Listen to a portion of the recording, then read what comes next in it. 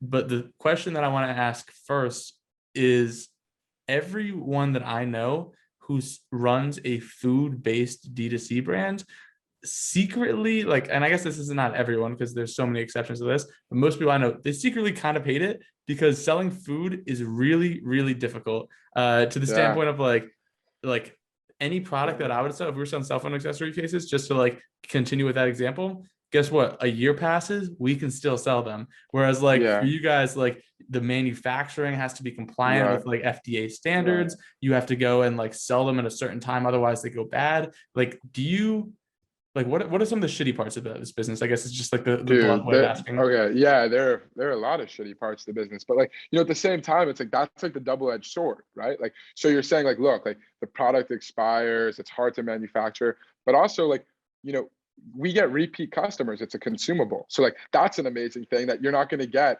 having a phone case that sits on your shelf for 2 years. So like, yeah, like with every con, like there's also a pro, but yeah, there are definitely a lot of like really fucking shitty parts.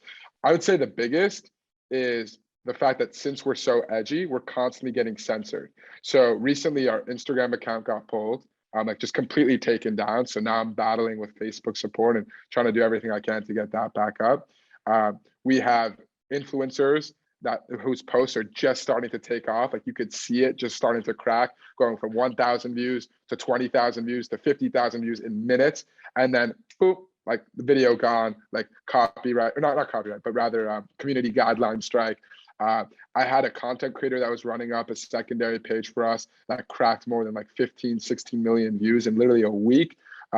Stopped TikTok stopped, like, they wouldn't let him post anymore, and then eventually took the account And down completely. and So like, I just want to clarify on those points too. Like yeah, that's because it's the sex element, not because of the chocolate, right, not because it's food. right.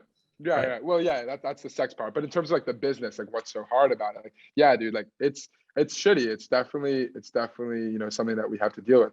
Another big thing is that like when we were starting off, we couldn't run any PPC, we couldn't run any ads. And at first we were like, yo, like this is kind of gonna be debilitating, right? Like we're so used to, like, I mean, for the leggings brand at least, we spent a couple $100,000 on Snapchat ads, and we had over 300 million impressions. Like Snapchat ads was like the bread and butter to our business. Not being able to run PPC, we thought was going to be like pretty brutal, but it actually ended up being like a blessing in disguise. The reason why is because it made us focus on the fundamentals. It made us focus on organic, which I'll touch upon later. In terms of like other like shitty parts about like the food, I mean, there are a lot. People just see a box of chocolate. I mean, they're like moving parts to create the final product.